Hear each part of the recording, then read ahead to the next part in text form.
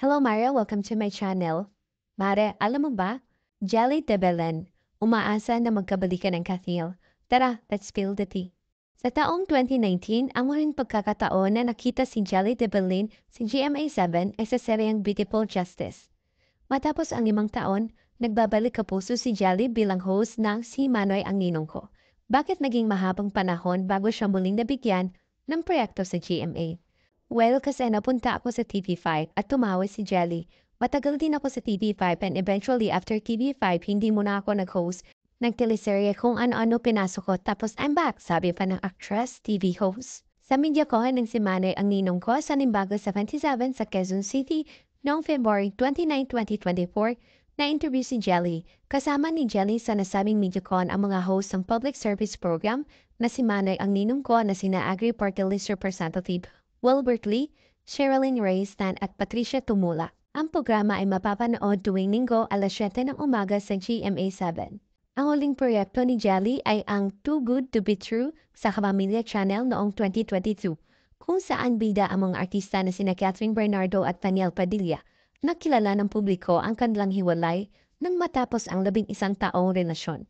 Nanghingan namin ng reaksyon si Jelly tungkol sa paghihiwalay ng Katniel.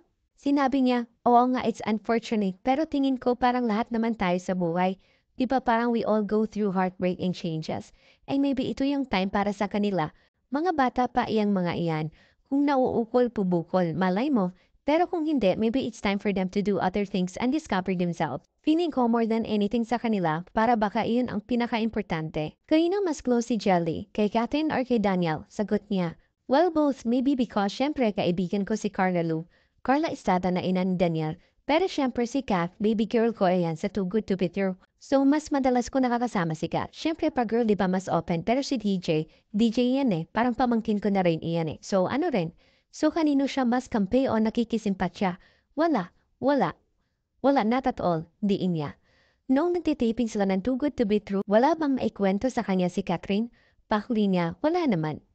At dahil isa sa mag-asawa si Jelly at si Ariel Rivera, nakilala sa kanilang matibay at matatag na relasyon sa showbiz, ano kaya ang mga payo ni Jelly para sa mga bagong showbiz couple upang mapanatili rin ang kanilang pagsasama? Siguro talagang pagmahal mo ang isang tao kapag nahihirapan kang masyado at sumasama ugali mo, baka mamaya it's time to move on.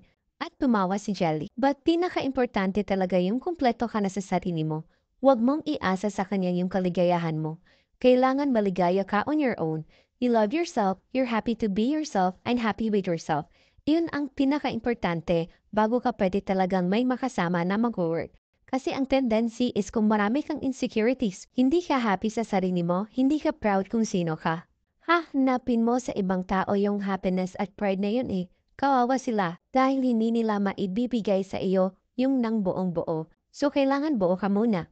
Ganun daw sila ni Ariel, dagdag niya. Tsaka syempre pag may mahal ka, di ba parang gusto mo talagang mag-give, huwag kang magbilang na kung ilan ang ibinigay mo, kung ilan ang ibinigay mong bulaklak, kung ilan ang ibinigay mo na service sa kanya. Huwag mong bibilangin. Basta if you love someone, give it.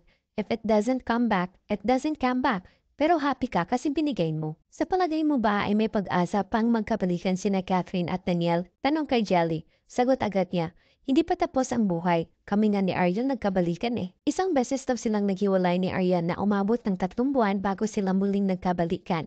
Sa kabila ng mga pagsubok at hamon sa pag-ibig, patuloy na nagbibigay inspirasyon si Jelly de Belen sa pag-asang muling mabuo ang mga puso. Ang kanyang kwento ng pagkakabuklod kasama si Ariel ay nagpapatunay na ang pag-ibig ay maaaring magtagumpay kahit sa pinakamalaking pagsubok. Kayo Mare, umaasa rin ba kayo na magkakabalikan sina Catherine Bernardo at Daniel Padilla? Yun lang Mare. Thank you so much for watching Mare. Subscribe for more.